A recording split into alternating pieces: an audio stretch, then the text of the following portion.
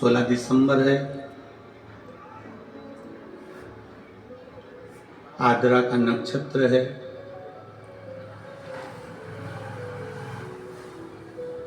हजारों शिवरात्रियों के बराबर आज का दिन होता है, जिस दिन भगवान शंकर के एक अग्नि खंभ में ज्योति प्रकट होती है और वो ज्योति सभी 12 ज्योतिर्लिंग में और सभी शिवालयों में विराजमान हो जाती है।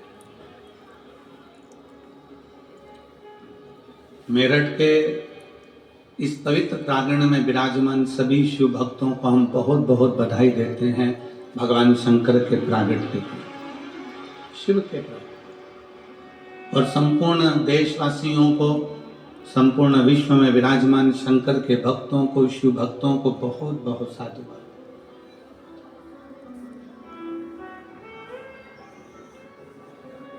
सभी शिव भक्तों के लिए बहुत साधुवाद।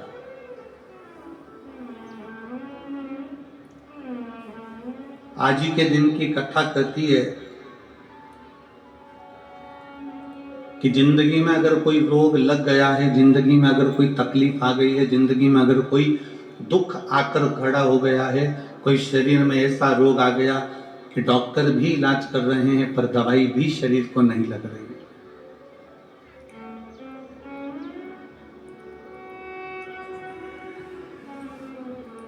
तो आज की कथा कहती है कि पानी को वाणी से अमृत बना। क्या करना है? जम के बोलो जरा। पानी को वाणी से अमृत बना। अब पानी को वाणी से अमृत कैसे बनाओगे?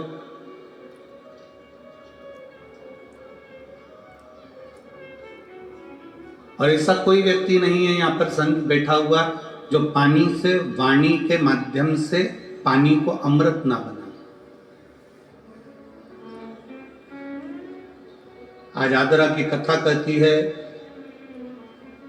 भगवान शंकर का पवित्र चरित्र कहता है, शिव महापुराण का पावन चरित्र कहता है, शिव तत्व कहता है कि अगर रोग बहुत भारी है, तकलीफ बहुत भारी है, शरीर में दवाइयां भी अगर असर नहीं कर रही है, तो एक पात्र में जल लिया जाता है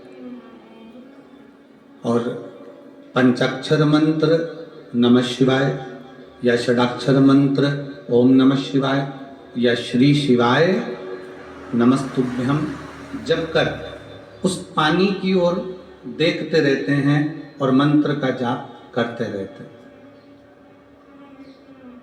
एक माला 108 मनके की जब पूरी हो जाए, उस पानी को देखते देखते 108 मन का 108 बार भगवान का नाम पूरा हो जाए, उसी पानी को फिर भगवान शंकर पर समर्पित कर दिया जाता है और उसी पानी को झेल लिया जाता है और दिन में सुबह, दोपहर और शाम 3 बार उसका आचमन किया जाता है। शरीर में दवाई लगना प्रारंभ हो जाती है और रोग का निवारण हो जाता है। इसको कहते हैं पानी को वाणी से अमृत बना।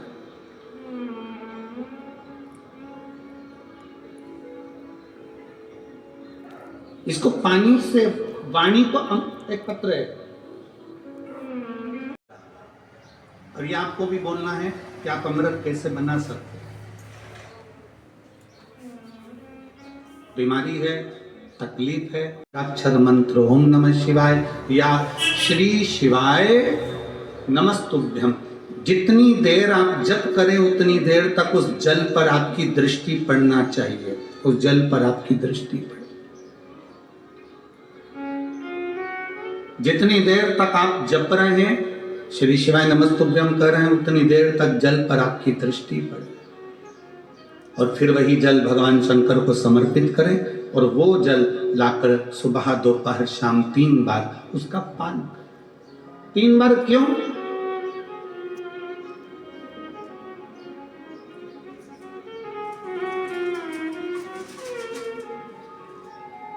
त्रिलोकी का नाथ, त्रिकालदर्शी, कैलाशी, अविनाशी, त्रिपुंडधारी, त्रिबेलपत्रधारी, त्रिनेत्रधारी, त्रिशूलधारी, त्रिपुंडधारी, त्रिलोकी के नाथ के 3 दर्शन मूल हैं।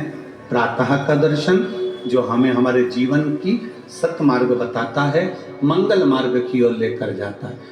दोपहर का दर्शन हमारे जीवन में हमें उलझनों से बाहर निकाल देता है, और शाम का दर्शन हमें चैन की नींद सोना सिखा देता है और आनंद में रहना सिखा देता है। वो त्रिपुंडधारी को 3 दर्शन।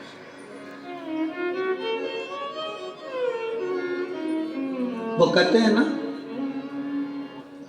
कि गरीब तो इतना हूं,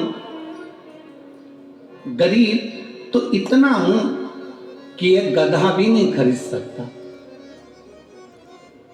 गरीब तो इतना हूं कि एक गधा भी नहीं खरीद सकता, और अमीर तो इतना हूं कि रात को शंकर के भरोसे घोड़े बेच कर सोता हूं। शंकर के भरोसे घोड़े बेच कर सोता हूं। गरीब इतना है कि गधा भी न खरीद पावे, और अमीर इतना है कि जब सोता है चैन की नींद मेरे शंकर के भरोसे होकर घोड़े बेच कर सोता है। ऐसे घुर्राटे भर कर सोता है जैसे इतना बड़ा काम करके आया है, सारी जमीन जायदाद का सौदा कर कर आया, 4 फैक्ट्री का मालिक है, 8-10 दुकान चल रही है, और मालूम पड़े सवेरे उठता है फिर अपने काम में लग जाता है। बस समझ लो, जिंदगी का सबसे सुखी व्यक्ति वही है जिसके कमरे में नींद की गोली नहीं है।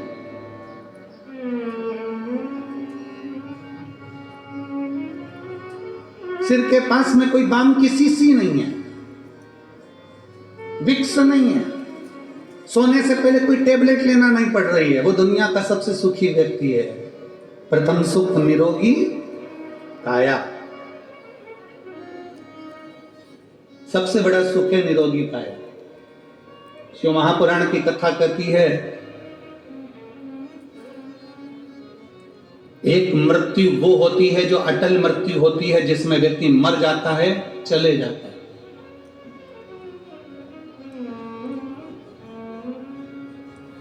जन्म से लेकर मरने तक के बीच में व्यक्ति 100 बार और मरने की कतार पर आ जाता है। कितनी बार? जम के बोलो यार, कितनी बार पास में आ रहा है मृत्यु की? 100 बार। मरने वाला मृत्यु अलग है कि मरेगा, परंतु उसके पहले जन्म से मृत्यु के बीच में 100 बार तुम्हारे पास में मौत आती है। 100 बार। कहीं बीमार पड़ गए, एक्सीडेंट हो गया, कहीं कोई कार्य हो गया, कहीं दिमाग खराब हो गया, कहीं मानसिक टेंशन बढ़ गया, कहीं डिप्रेशन में पहुंच गए, कहीं किसी ने कुछ कह दिया, कहीं कुछ हो गया। 100 बार मौत मृत्यु तुम्हारे नजदीक में आती है। किसी ने पूछा, ये शंकर पर चढ़ाया गया जल श्री शिवाय नमस्तुभ्यम कहाँ काम आता है? शिव महापुराण की कथा कहती है, जो अटल मृत्यु सत्य है वो तो आएगी, मरोगे उसको कोई नहीं टाल सकता। पर जो 100 बार मृत्यु तुम्हारे नजदीक में आती है, तुमने अगर कोई धर्म करा, पुण्य करा, सत्कर्म करा, शिव का नाम लिया, पंचाक्षर नाम लिया, शंकर को 1 लोटा जल चढ़ाया, श्री शिवाय नमस्तुभ्यम कहा है, समझ लो कि तुम्हारे पास में जब 100 बार मृत्यु नजदीक में आती है ना, तो तुम्हारा पुण्य, तुम्हारा भजन, तुम्हारा स्मरण, तुम्हारा मंत्र जाप, तुम्हारा 1 लोटा जल उस मौत को टालता चले जाता है और आगे बढ़ता चले जाता है। अटल मृत्यु तो सत्य है, वो तो आना है, पर उसके पहले भी 100 बार मृत्यु आती है। कहीं बीमार पड़ गए, एक्सीडेंट हो गया, कुछ हो गया, कुछ हो गया, बार बार मौत करीब में आती चली जाती है, बार बार मृत्यु करीब में आती चली जाती। पर उस मृत्यु को तुम भगवान की भक्ति से, तुम भगवान के भजन से, तुम अपने स्मरण से टाल दो, तुम मंत्र जाप से उसको टाल दो।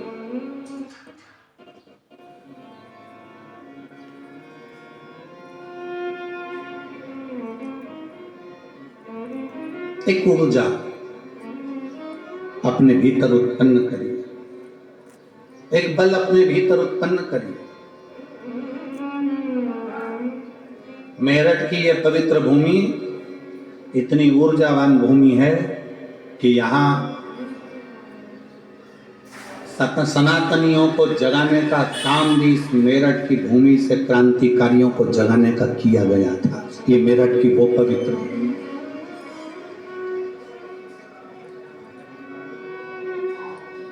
और कहां से जागे थे? शंकर के दरवाजे से। ओगड़नाथ जी के दरवाजे से।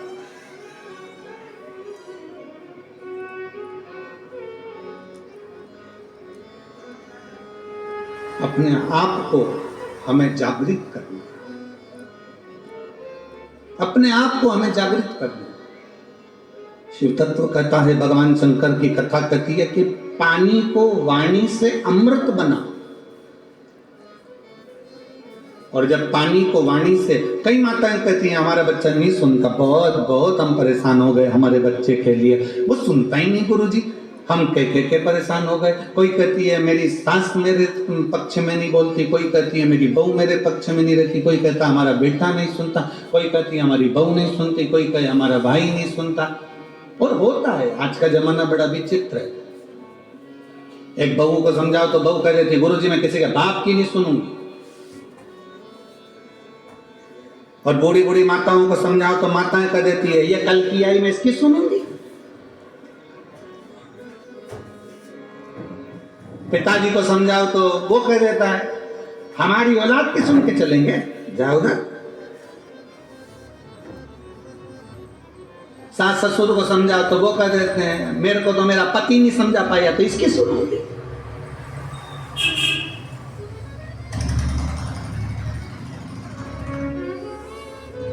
कोई किसी के सुनने को तैयार नहीं है। कौन सुनेगा? सियोर वाला गुरुजी कौन सुनेगा? घर में तुम रह रहे हो, परिवार में तुम रह रहे हो, कुटुंब में तुम रह रहे हो, सबके साथ तुम रह रहे हो, तो सुनना भी तुमको पड़ेगा। बस इतना अंदाजा लगाओ कि कोई किसी को ना सुनो, पानी को वाणी से अमृत बनाओ, अमृत बनाकर शंकर को चढ़ाकर वही जल लाकर मटके में हंडे में डाल दो, सब पिएंगे, अपने आप उनके भी भीतर निर्मलता का भाव जागृत हो जाएगा, शिव तत्व आ जाएगा।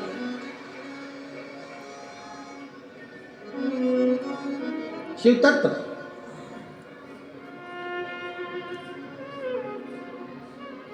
सियोर का रुद्राक्ष है आप लोगों के पास में कौन? और बड़े आनंद में विराजमान थे। तभी मां जगत जननी भगवान शंकर के पास में आती हैं और उनके नेत्रों को अपने हाथों से बंद कर लेती हैं।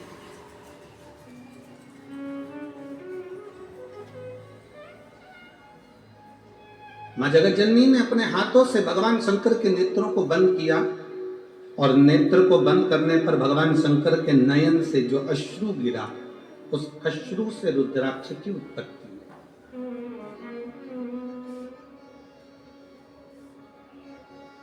अब यहां पर यह वर्णन नहीं आया कि अश्रु से एक मुखी रुद्राक्ष हुआ, कि अश्रु से दो मुखी रुद्राक्ष हुआ, कि अश्रु से तीन मुखी रुद्राक्ष हुआ, कि चार मुखी हुआ, कि 14 मुखी हुआ, कि 21 मुखी हुआ। माता ने हाथ का स्पर्श किया, नेत्र बंद हुए, अश्रु नीचे गिरा, उससे रुद्राक्ष उत्पन्न हुआ। शंकर भगवान का पुत्र है रुद्राक्ष, शंकर भगवान का स्वरूप है रुद्राक्ष, शंकर भगवान का प्रतिबिंब है रुद्राक्ष। इसलिए शिव महापुराण की कथा कहती है, तो पंचाक्षर मंत्र नमः शिवाय, षडाक्षर मंत्र ओम नमः शिवाय, श्री शिवाय नमस्तुभ्यम, और रुद्राक्ष ये वो हैं जिनका एक स्पर्श मात्र, जिनको नजदीक में रखा जाए तो जीवन का एक सुख अपने आप उसके करीब में आता चलेगा। मात्र स्पर्श। और देख लिया संसार हमने देख लिया, सब मतलब के यार हमने देख लिया, झूठे नाते झूठे रिश्ते, झूठे नाते झूठे रिश्ते, अरे झूठा है संसार हमने देख लिया, सब मतलब के यार हमने देख लिया। शिव महापुराण की कथा कहती है कि रुद्राक्ष कोई सा भी हो, 1 मुखी हो, 14 मुखी हो, 21 मुखी हो, 15 मुखी हो, 11 मुखी हो, 10 मुखी हो, 5 मुखी हो, 4 मुखी हो, पर इतना याद रखना, कोई सा भी रुद्राक्ष हो, अगर आपके गले में पड़ा हुआ है अगर वो रुद्राक्ष आपके गले में है, चाहे स्त्री हो, चाहे पुरुष हो, चाहे बेटी हो, चाहे बेटा हो, अगर उसके गले में रुद्राक्ष पड़ा हुआ है तो किसी दुनिया के व्यक्ति की सामर्थ्यता नहीं है कि वो आपको धोखा दे दे और आपसे छल कर कर चले जाए।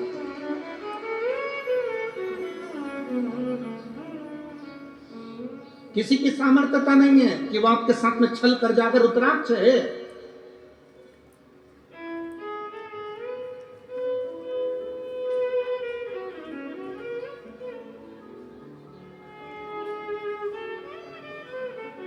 और प्रयास करो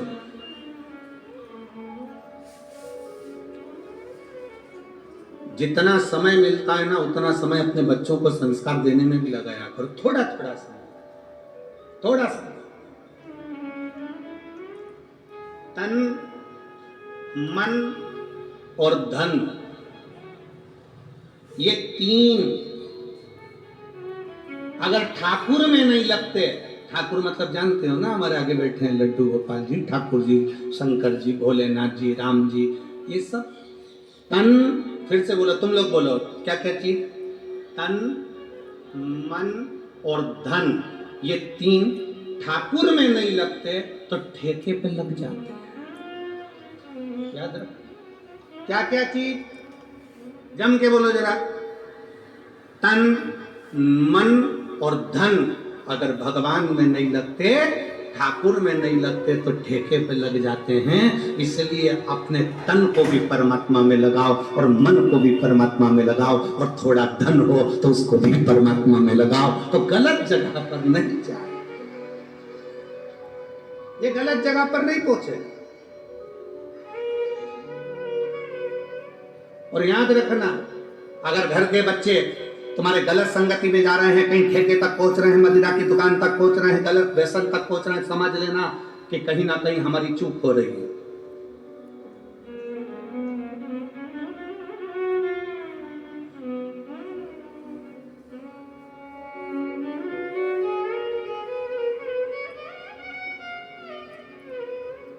कहीं ना कहीं हमारी चूक हो रही है। जब माता सती भगवान शंकर से विवाह करती हैं, जब माता सती भगवान शिव से विवाह करती हैं, तो भगवान शंकर से विवाह कर कर माता सती बड़े प्रेम से, आनंद से, उत्साह से, आनंद के साथ रहती हैं।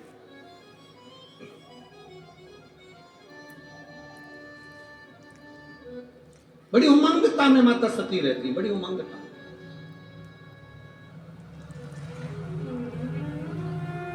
और शिव महापुराण की कथा में देवी भागवत में एक प्रसंग आता है कि देवी भागवत में एक प्रसंग आकर कहा जाता है कि माता सती अगर अपने परिवार के साथ भी अगर कहीं बाहर निकल कर जाती थी तो माता सती के नेत्र नीचे की नीचे ही रहते।